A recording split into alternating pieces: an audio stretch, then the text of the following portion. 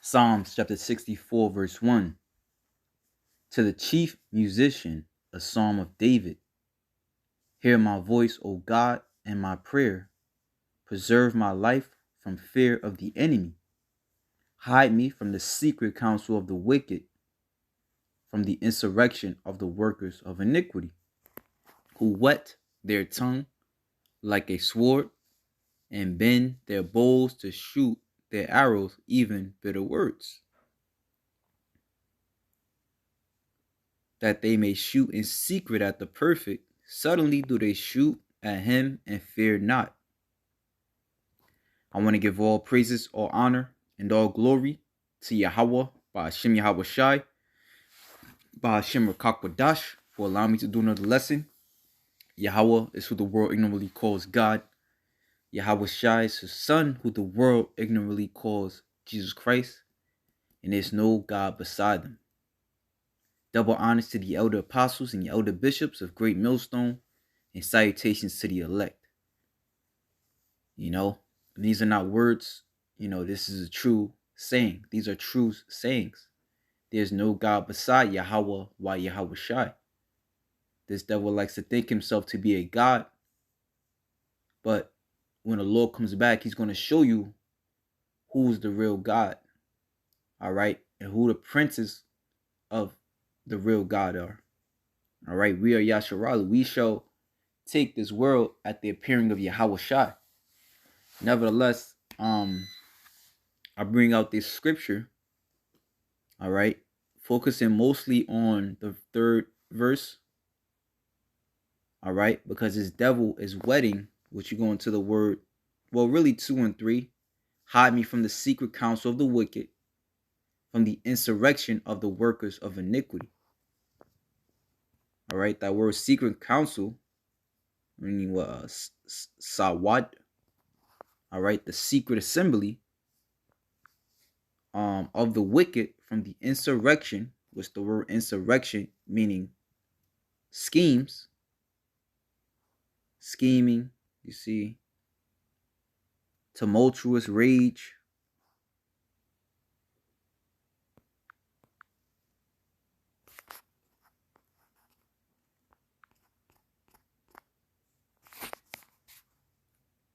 of the workers of iniquity, who whet.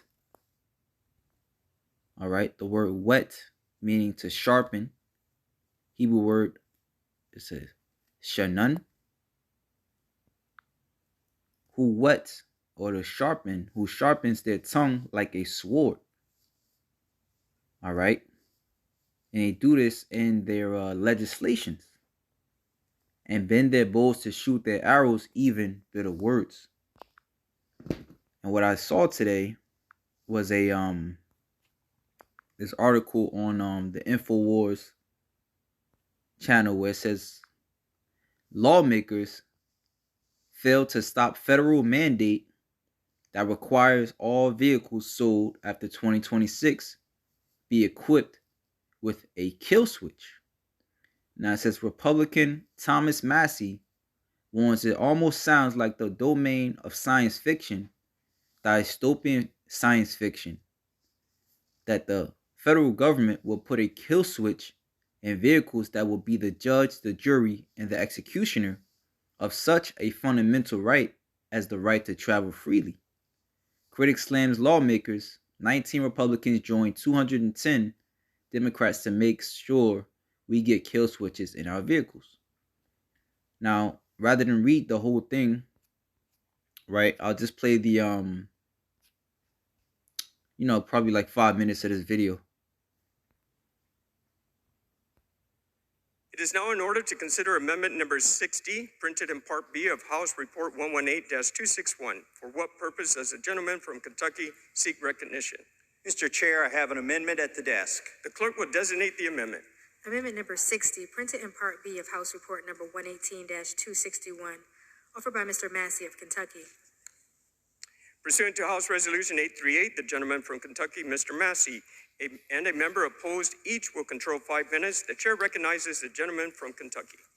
Mr. Chair, I rise in support of my amendment, which states none of the funds made available by this act may be used be used to implement Section 24220 of the Infrastructure Investment and Jobs Act. My amendment is simple. It will defund the federal mandate that requires all new vehicles after 2026 be equipped with a kill switch that can disable a vehicle if the vehicle has monitored the driver's performance and that the vehicle determines that the driver is not performing well. It's so incredible that I have to offer this amendment. It almost sounds like the domain of science fiction, dystopian science fiction, that the federal government would put a kill switch in vehicles that would be the judge, the jury, and the executioner on such a fundamental right as the right to travel freely. But here we are. It is federal law that this is mandated, and so I am offering this amendment to defund this mandate. And with that, I reserve the balance of my time. Gentleman reserves. For what purpose does the gentleman from Illinois seek recognition? Mr. Chairman, I claim time in opposition. The gentleman is recognized. Mr. Chairman, I yield 1 minute to the gentleman from Florida, the ranking member of the Military Construction and Veterans Affairs Subcommittee, Ms. Wasserman Schultz. The gentlewoman is recognized. I thank the gentleman for yielding. I actually need 2 minutes, if that's possible, Mr. Chairman. We'll do 2 minutes, Mr. Chairman. Thank you. The gentlewoman is recognized. Thank you very much. Lobbying in mid sentence. I rise in opposition to this amendment. Let me be clear. The act that the gentleman is trying to defund does not require auto manufacturers to install kill switches. It does not do that. Passive drunk driving technology is a vital tool in safeguarding our loved ones and other innocent people on our roads. This new technology offers a lifeline of hope to not only save lives, but to prevent the lifelong emotional toll and gargantuan costs these accidents inflict on families. Deadly drunk driving accidents can echo across generations, but we can seize this opportunity to stop such tragedies. Between 2019 and 2021, Florida saw a 31% increase in drunk driving crashes. In Mr. Massey's home state of Kentucky, 190 people were killed in drunk driving crashes in 2021 alone. That was a 26% increase. When we saw these grim statistics, we acted in a bipartisan fashion in Congress. And how often do we see that? Both Republicans and Democrats supported the HALT Act to require auto manufacturers to make this passive technology standard in new vehicles. The sponsor of this misguided amendment will tell you that he worries about privacy concerns. We heard the same inane calls with seatbelt requirements. But you don't have a right to engage in potentially fatal behavior that we know poses a major health threat to public safety. Passive drunk driving technology is pro-police. This anti-drunk driving technology lightens the load on police officers, allowing them to focus on more pressing safety concerns.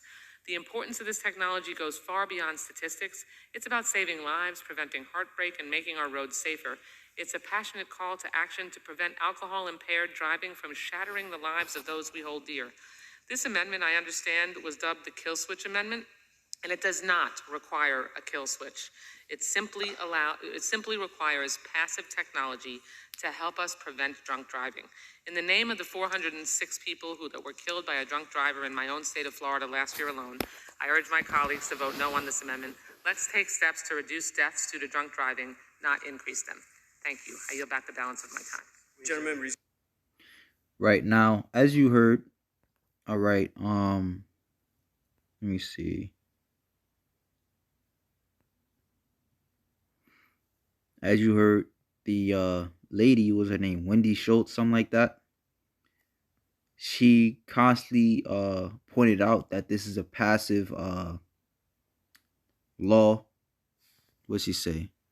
Well, it says right here, passively monitor the performance of a driver of a motor vehicle to accurately identify whether that driver may be impaired and prevent or limit motor vehicle operation if an impaired is detected. All right. So it's kind of like, which one is it? You know? And is it passive or is it not? It says prevent or limit motor vehicle operation if an impairment is detected. Passively and accurately detect whether the blood alcohol concentration of a driver of a motor vehicle is equal to or greater than the blood alcohol concentration. Now that sounds good on paper. You get to save lives, However, if you understand who you're dealing with, which the only way you understand who you're dealing with is you have to come see the prophets. All right? And as through the apostles and elders on down, we're telling you, and even Esau's own people's telling you, all right, around Paul, even people that were in the, particular offices in the government, they telling you how evil this man is, how evil these top echelon people are, man. Whereas you may look at it for so-called face value, she kept bringing up the word passive, which the word passive meaning what? Yielding. It's non-invasive. However, for those that understand this devil, which we understand him through the spirit and power of Yahweh Hashem Yahushai, that's why our understanding comes from the scriptures. And as I just read the scriptures, the scriptures speak about how they whet their tongue like a sword. And the word wet meaning sharpen. All right. They wet their tongue, meaning they speak through what? These legislations. All right. Who says to wet their tongue like a sword. All right. Their actions is backed by these legislations. Whatever's signed in the office, well, as you see, 210, it was 19, let's see. It says 19 Republicans joined 210 Democrats to make sure we get kill switches in our vehicles. Right? Now, no matter how she tried to downplay it, you gotta understand that this devil is wetting his tongue. All right, they're sharpening their tongue like a sword. All right, and use a sword to what? Kill. All right, and we know this has to be talking about Esau, because for one, it says the wicked, and we go into Malachi chapter 1, verse 3, 1 and 4. Whereas Edom saith, we are impoverished, but we will return and build the desolate places. Thus saith the Lord of hosts, they shall build, but I will throw down, and they shall call them the border of wickedness, and the people against whom Yahweh have indignation forever. All right. And then he's also ruling with the sword. And it tells us what? In Genesis 27 and verse 40, going into the blessings that Isaac gave Esau. Well, actually, we start at 38. All right. And this is the blessing that Isaac gave Esau prior to him going into the spiritual world. Or as this world would know, prior to him dying, so-called dying. And Esau said unto his father, hast thou but one blessing, my father? Bless me, even me also, O my father. And Esau lifted up his voice and wept. And Isaac his father answered and said unto him, behold, thy dwelling shall be the fatness of the earth, and of the dew of heaven from above. And by thy sword shalt thou live, and shalt serve thy brother. And it shall come to pass, when thou shalt have dominion, that thou shalt break his yoke from off thy neck. All right. So by the sword shall he live. All right. Meaning he would never do anything passively. It may start off that way. Just like the so-called suggestion, all right, to not take the so-called suggestion to take the the juicy juice that they brought out in 2020, to where you can't work unless you have this. All right, so there's nothing passive about this devil. And the fact that they want to control everything about your life, just look at the teachings of Yuval Noah Harari, Kyle Slobs, Kill Gates. All right. They even have legislation out Let me see if I can find that, because there's legislation out as far as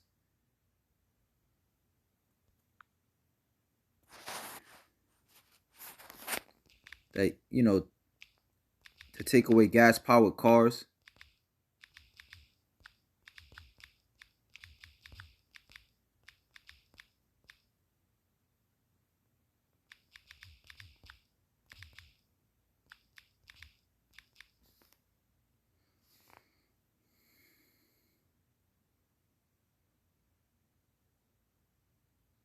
Right, 1430 HR 1435 prevents the U.S. Environmental Protection Agency from approving California and 17 other states' requests to mandate all new vehicles sold to be completely electric by 2035. The bill passed by a vote of 222190. Right? And let's see. There was another legislation to stop selling gas powered stoves. Right?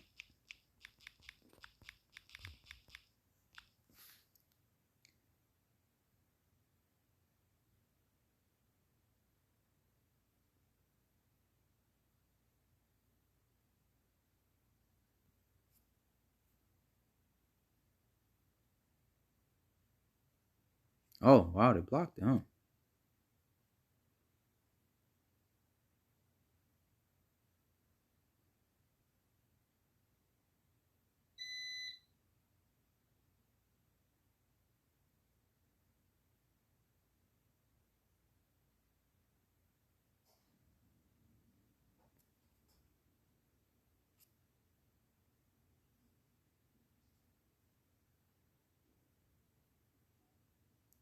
So it's a lot of different articles. So I'll just get the most recent one, which let's see, newhouse.house.gov.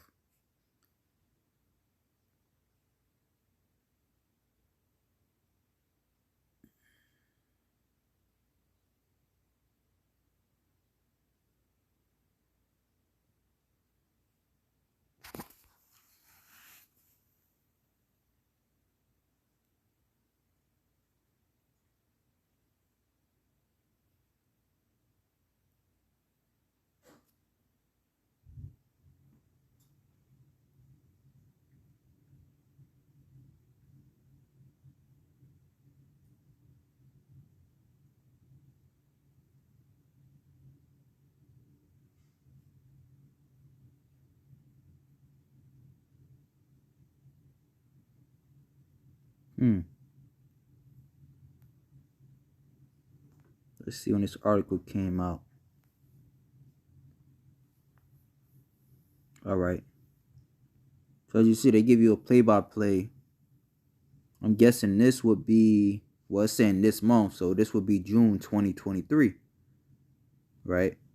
So it says this month Republican Newhouse voted for the passage of H.R. 1615, the Gas Stove Protection and Freedom Act, which prohibits the Consumer Product Safety Commission from using federal funds to regulate gas stoves as a ban, which prohibits the consumer products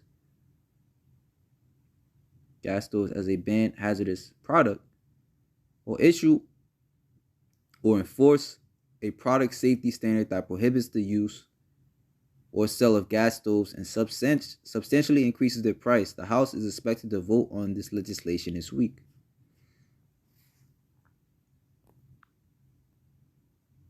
So I have to keep my eye on that, because it's seeming like they they fighting against it. But as we see, what this devil is bringing is a dystopian world, right? Slowly but surely, in which a lot of these legislations, they push to where,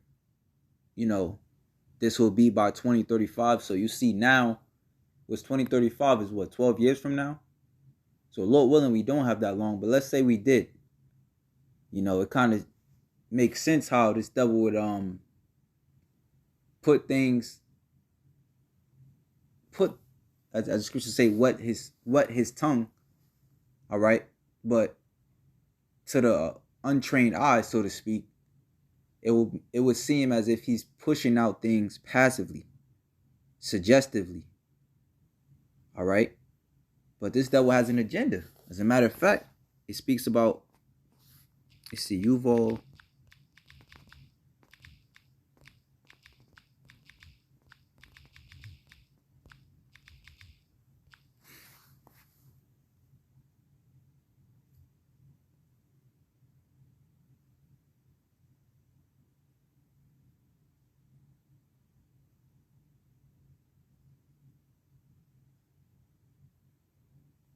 You know, and these these, like the elder brother in the camp always goes into, these are, seminars and videos we definitely gotta keep watch on, because this devil speaks, he's boasting on what he wants to see in the future. All right, as you see, what's these certain articles says, Yuval Noah Harari talking about the Great Reset and transhumanism. But shit, Lord willing, don't take this video down for me just saying that. It says, transforming the world in response to a planetary emergency. All right. As they always push, we trying to do these things to save you, save the environment. Meanwhile, you fucking up the environment.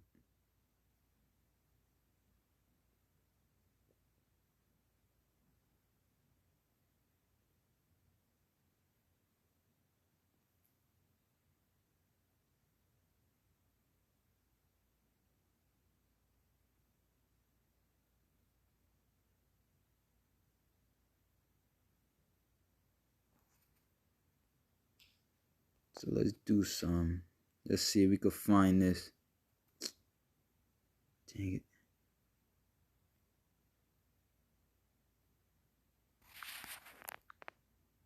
Salakia. I didn't want this lesson to be that long, so let's see if we can find it. So what are the 17 sustainable goals this devil's talking about? Okay, so no poverty, zero hunger, good health, quality education, gender equality, clean water, decent work, affordable and clean energy, industry innovation, reduce inequalities, sustainable cities and communities, responsible consumption and production. Right? So this all sounds good, but remember, you got to keep the scriptures in mind. Right? You got to keep the scriptures in mind. And if that wasn't enough for you, you check out the movies that this devil is pushing out. All right? Check out those cyberpunk movies. Which if you don't believe us, seeing is believing. So you'll believe it when you see it. Nevertheless, these movies, they tell you what the deal is. You got the scriptures first and foremost. You got these movies. Then you got this real life devil, Yuval Noah Harari, which is a Amalekite Mo, all right, telling you what to look for and what to look forward to in the future, right? So you see these different movies, which a lot of times they are set for the future. 2067, I think Elysium was like 21. What year was this set in? 2154. So this is this devil's mindset for the future. All right, and by any means necessary, he will get it done. All right, 1984, which is set forth in the future. You got that movie Judge Dredd. So many movies, constantly telling you what he has planned for you. All right, and then anybody who steps out of line, like over there in China, are cut out of society, in so many words. What the scriptures say, Revelations 13.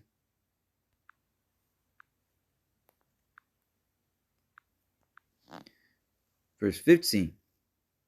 And he had power to give life unto the image of the beast. All right. That word life, meaning a spirit, a personality, a character, unto the image of the beast. All right.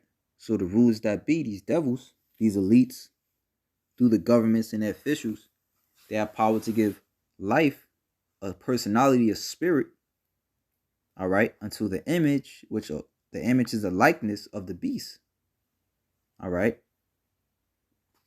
Essentially, an image of something, is a portrayal of it. All right. So his mind state, he's putting life into that, through this legislation. And soon enough, videos like this or TikTok or, things that go opposing to him, as we're going to read. So it says he had power to give life unto the image of the beast. All right. The image of the beast is the New World Order. All right. That's the mind state that this devil has for the future of this world. That the image of the beast should both speak and cause that as many as would not worship the image of the beast. All right. Which again, how does he speak? He speaks with the sword. And cause that as many as would not worship the image of the beast should be killed. All right. And this man is known as what? Let's go into Isaiah 14.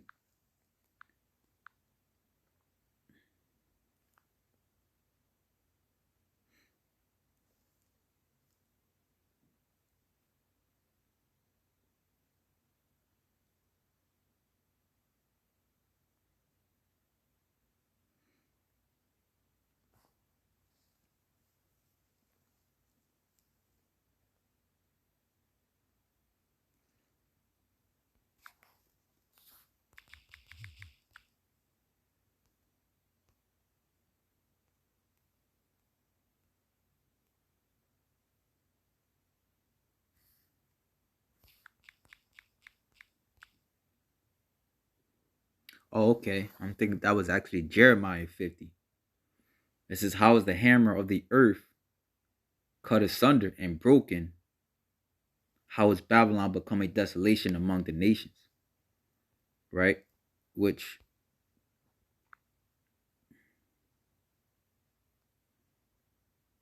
essentially the image of the beast is put forth through America.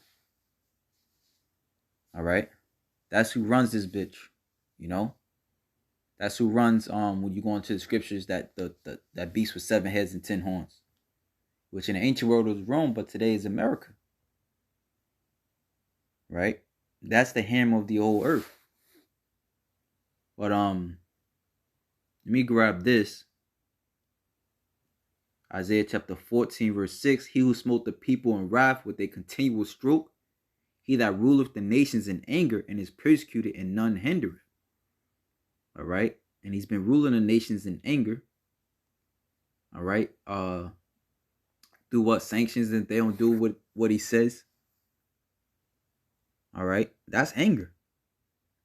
To put a whole country in poverty, to shut a whole country down because you don't do what they say. That's anger. Sometimes from time to time, if you watch my lessons, I do a quick research going into wars around the world. Right? And when you go into Wikipedia, you see wars everywhere else, pretty much everywhere else, but over here in America. Hell, even in Central and South America, but not here in America. But that's getting ready to change. All right, but yeah, this is what you have to look forward to. All right, this is why we pray, Yahweh B'Hashem, Yahweh Shai, make haste to deliver us. All right, what does it say in Psalms 22 and 21? Save me from the lion's mouth. All right, that's what we asking for Yahweh B'Hashem, Yahweh Shai to save us from this devil. All right. And the legislations that he has put forth. All right. You know, and the scriptures speak about, you know, he's not going to be able to fulfill his belly in Job 22. You know. So if that, Lord willing, I can ratify, shalom to the elect.